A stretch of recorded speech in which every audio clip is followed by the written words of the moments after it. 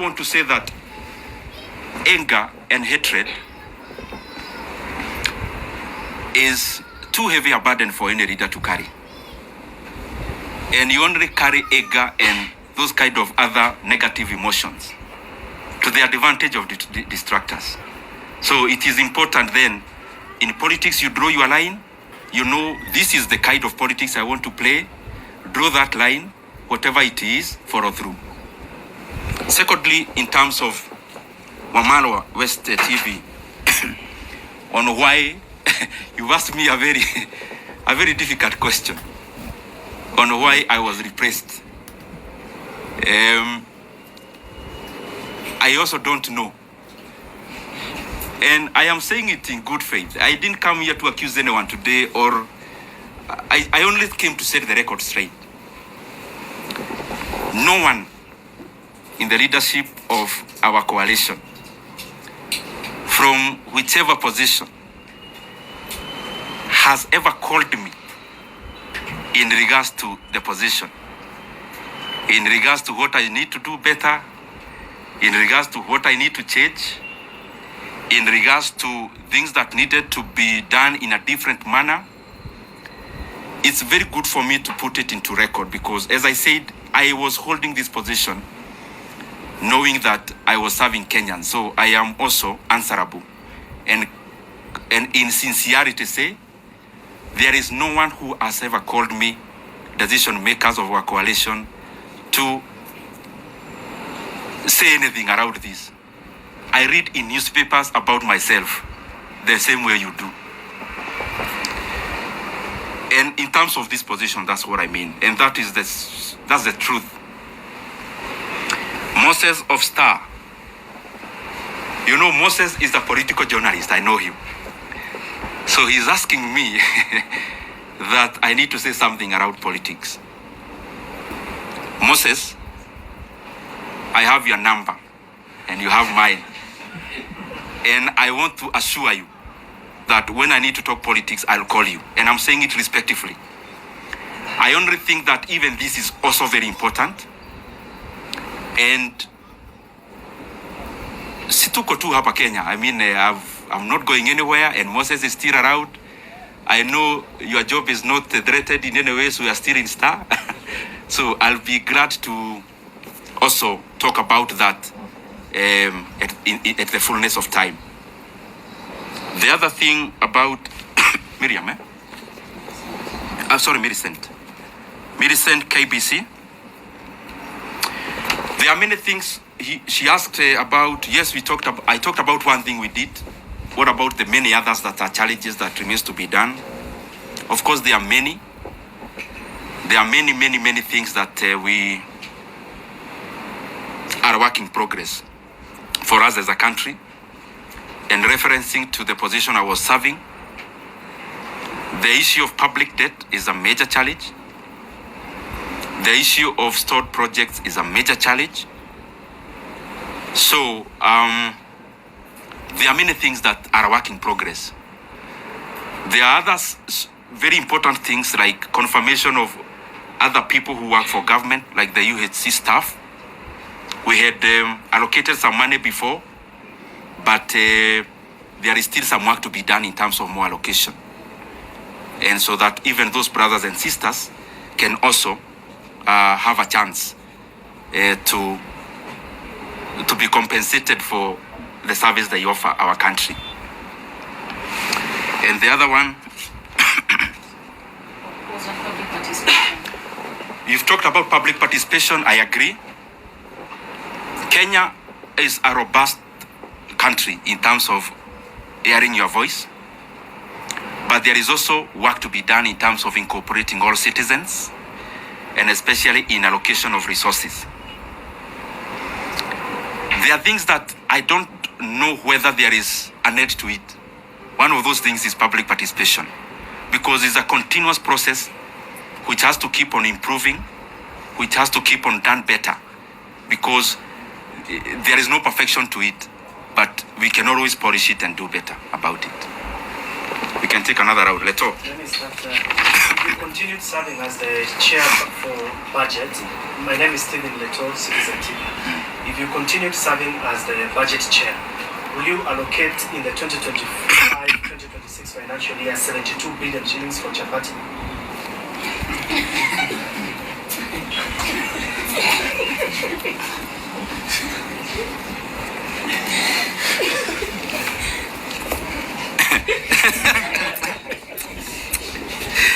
Let me take a few more. Yes, my brother. That cannot be answered alone. My name is Daniel Sire from Daily Trends. What do you regret as a national leader in terms of what you were doing, the post that you were holding, and because you've spoken about what you achieved, what did you not achieve that you wanted to achieve?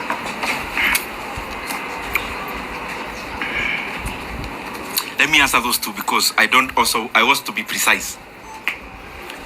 Leto, I don't know where you got that math from, and I don't know whether you're asking about Kiharu because we do that in our day schools. We offer that in our day schools once a month. Is it a Kiharu question or a national question?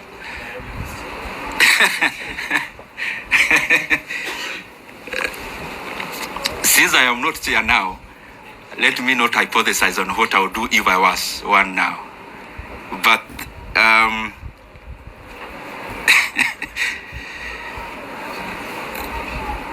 mulisikia hiyo sorry ya Leto?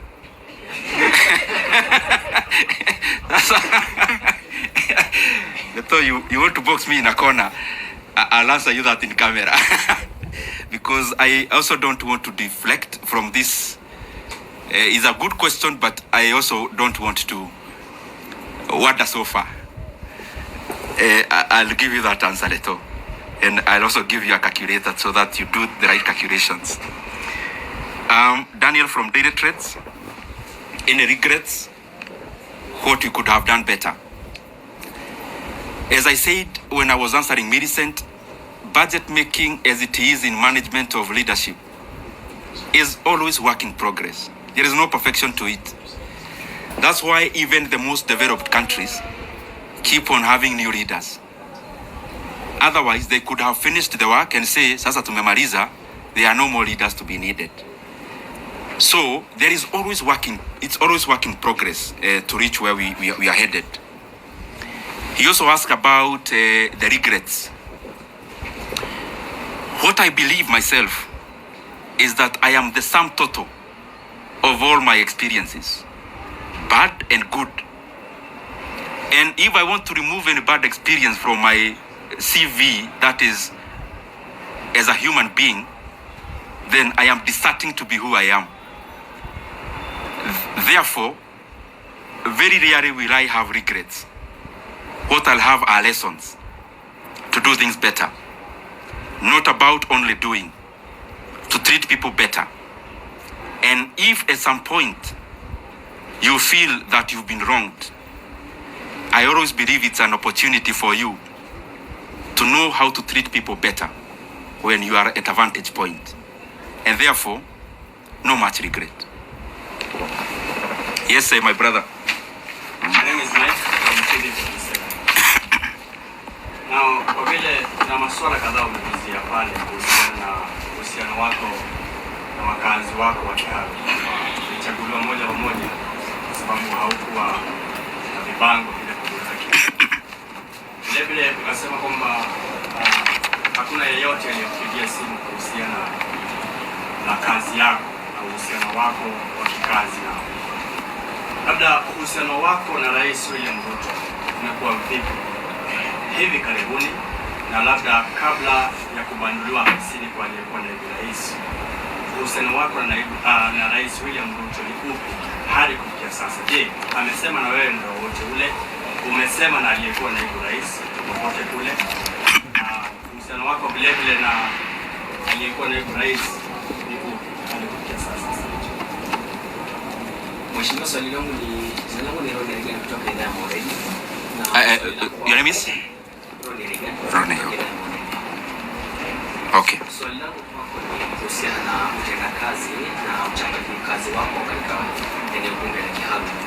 Binafsi tulitembea huko na tukafanya taarifa kuhusiana na elimu, ndio maana tulipatia makala ya elimu bora na si bora elimu.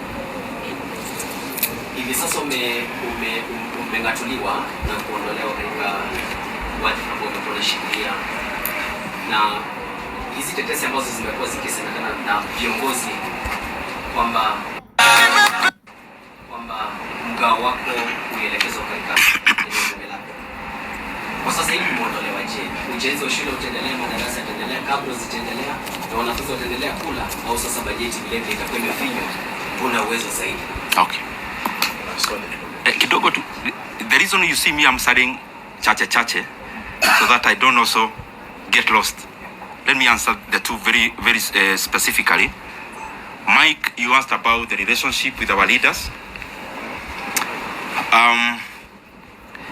The position I held is a consultative position in terms of before a decision is made, there has to be a lot of consultations.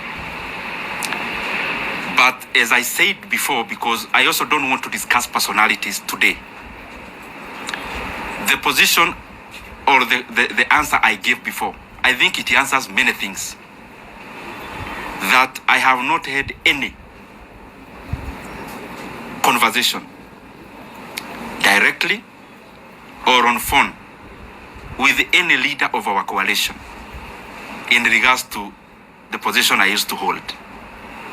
And I think if you look at it, it answers many things also, which I also don't want to go into. In terms of the relationship with other leaders, I respect everyone. I mean, I'm one of those people who believe there's no person who becomes a leader by just being fetched from wherever. There is always a process they go through. Because I am one, I know.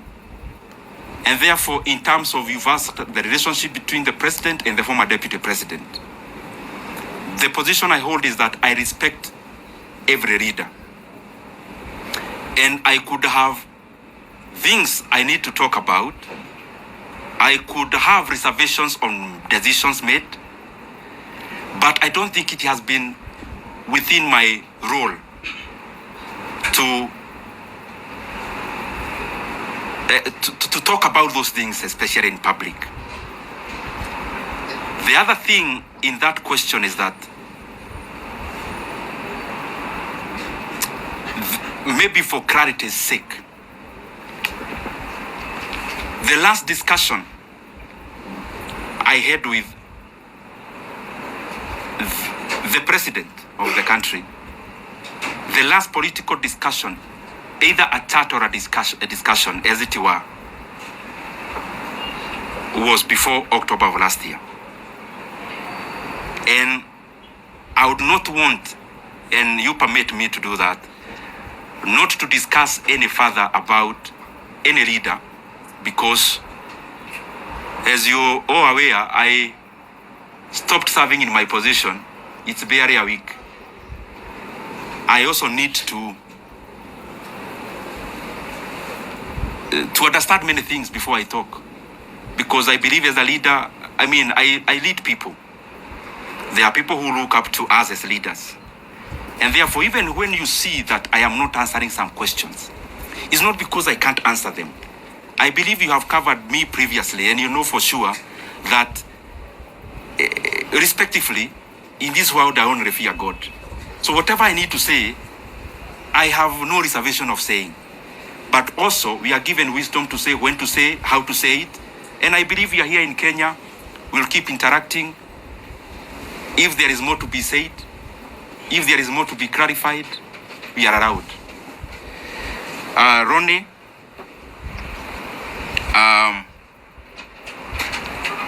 he has been to Kiharu, by the way, to cover achana na taoja hii maji ya dimu kidogo ndio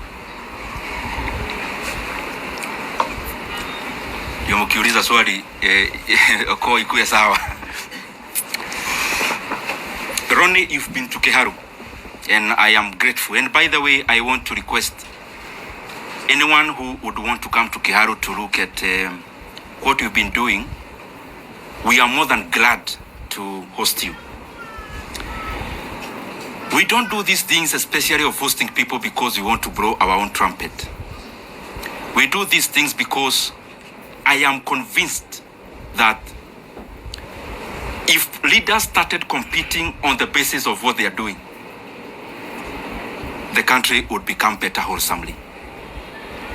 If our competition as leaders is deliverables, and we compete about who is doing what in terms of tangibles and development, is a very good discussion that you would have as MPs, for example, because we hold CDF, and that is the reason why we would be glad even to host you. We have hosted, I think, 4 delegations of my colleagues in Kiharu on benchmarking exercises. We actually don't call them benchmarking. We call them peer-to-peer learning because I also learn from them. I am not a non-knowing, and I also learn from my colleagues a great deal.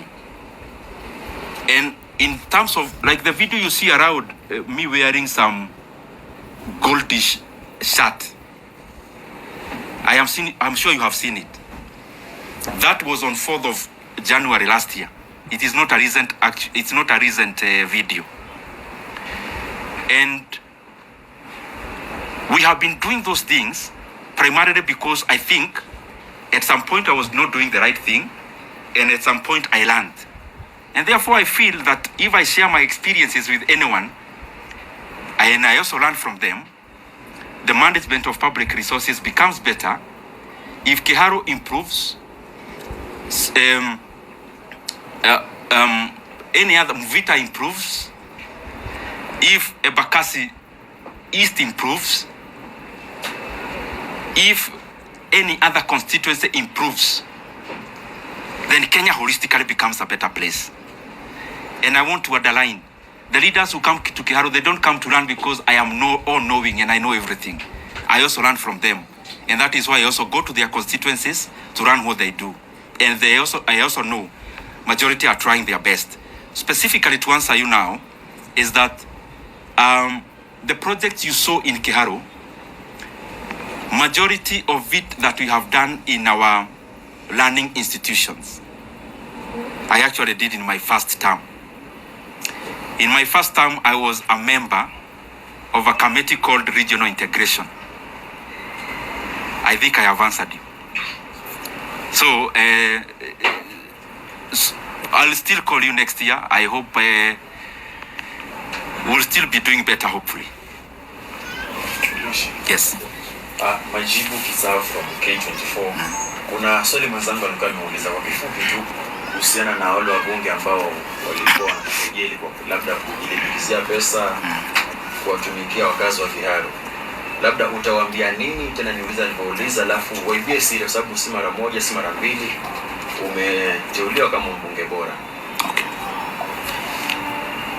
Yes, my brother. Mheshimiwa, I know you are doing campaign during 2022 and you have given Kenya a lot of promise. For now, your name again? Aden Ibrahim from KBC. For now, for the 2.5 years now we are there. Where do you rate in terms of development across the country? Because you are sharing that committee. In that terms of development, and before the promise that you have given Kenya, where do you rate this administration in the last 2.5 years? Have they achieved their goal? Have they achieved their promise in the last 2 years? Okay. Where do you rate? Okay. Let me answer those two. I'll now try to be brief. One, my brother, your name? Majibu. Maswali yani anauliza swali. Majibu, my brother from K24. Yes. You've asked about Kiharu. I am always available to share our experiences in Kiharu. More than available. I mean, I have had sessions with my colleagues and I have explained to them basically what we do is optimization, labor-based implementation of projects. It saves us the profit that would have been made by the contractor. It also saves us a lot of cost. It guarantees quality also. And because it's something that needs a lot of time to explain, I am sure I'll give you some time. And yes, ameuliza pia wale wabunge walisema mambo bugeni last week, nitasema nini? Nitasema uniruhusu niseme kwa kimombo. As I said before, politics is up and downs. And politics is mutually exclusive. Because the things we chase for are the same. So sometimes, for a position to be created, one person has to forgo the years. And therefore, it's always a chase. So, you also have to define yourself as a leader, the things you want to engage in. And respectively, as I say so, if I ask you as my brothers and sisters who are here, I ask you what Kibaki told anyone in the year 2008 when he was president, you'd hardly remember. You'd have to go to your files to check what Kibaki said. But if you travel through or on Thika Road Superhighway, you don't need to remember anything Kibaki said. You see it with your own eyes. So me, I believe that, yes, we have to talk as leaders because you have to explain where you are going, where you've come from. I mean, you cannot lock yourself in a room. You have to talk. But in many instances, I find that what is far-reaching and what is permanent and what is objective is more what you do than what you say. And therefore, in terms of what was said and whoever said it last week in Parliament, I would not be provoked to answer evil with evil, neither will I be provoked to answer an insult with insult. Time answers many things. Time answers so many things. I mean, if I allege, for example, if I come here and allege Kajim here is actually not from Kenya, and I say, no, I have evidence, he's actually not from Kenya. Only time. He may not need to say much. The truth and the facts have a way of outliving words. And I hold no grudge against anyone. It is too burdensome to carry any hatred. It is too heavy to carry any ill will against anyone. I mean, you can only do that to the advantage of the people who calculate to make you wander from your path. Sorry, Aden, and I think I'm taking too long to answer questions. Aden, allow me today, you've asked me to rate the government. You know I've been chairman of budget. Definitely, I am likely to be subjective. In terms of rating of government, allow me not to answer that now because I just left this position barely a week from today. I am likely to be subjective. But I think as leaders from wherever we are, from MCA level to what I hold to every other level, there is always work to be done. And from my corner, hopefully I'll do my best to chip in into that development so that entirely the country becomes better. But I also know, Aden, that, like all of you, I am a Kenyan, I live here, so I see what there is. So, so Kenyans are better judges than ourselves as leaders.